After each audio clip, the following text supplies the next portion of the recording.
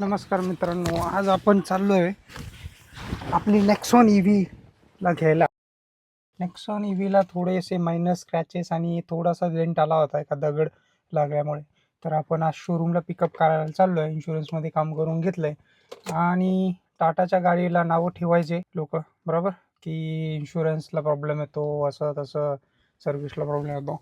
तर तुम्हाला माझा एक्सपिरियन्स कसा राहिला मी डिटेलमध्ये या ब्लॉगमध्ये सांगेल. तसेच अजून एक टास्क आहे मित्रांनो, ह्याच्यामध्ये पेट्रोल टाकायचा प्रयत्न करू आणि बघू खरंच पेट्रोलचा तुटवडा आहे की नाही. आता आपण टाकळशिंगहून आष्टीला चाललेलो आहे. हे बघा, आष्टीमध्ये हा एक पेट्रोल पंप आहे. एकदम सहजरित्या पेट्रोल भेटलं आहे. हा दुसरा पेट्रोल पंप बघा, इथे सुद्धा पेट्रोलची विक्री चालू आहे.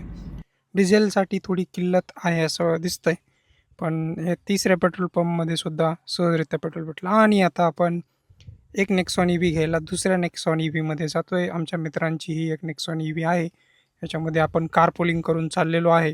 ग्रँड आय10ला आपण घरी सोडलं होतं आणि ही कारपुलिंग करून आलो आहे. सो दोस्तों, हम आ गए हैं कामू मोटर्स के टाटा शोरूम में. देखते हैं कहाँ पे अपनी कार पार्क है. इंश्योरेंस एजेंट है, उनके पास जाएंगे और पता करेंगे कहाँ पे है अपनी बात. फॉर्मेलिटीज़ पूरे करेंगे और कार को लेके निकलेंगे घर पे. तो आपको इंश्योरेंस के जो एजेंट्स हैं उन्होंने बहुत ही अच्छा काम किया है, उनके साथ भी आपको मिलाएंगे. ये रहे कामू मोटर्स के कृष्णा जी, इन्होंने बहुत ही अच्छा काम किया. लगभग 9 दिनों में इन्होंने गाड़ी मुझे दे दी है. और एक बात बहुत अच्छी लगी कि वो टाइम टू टाइम मुझे खुद अपडेट करते रहते थे, तो बहुत ही सहूलियत के साथ ये डिलीवरी हुई है.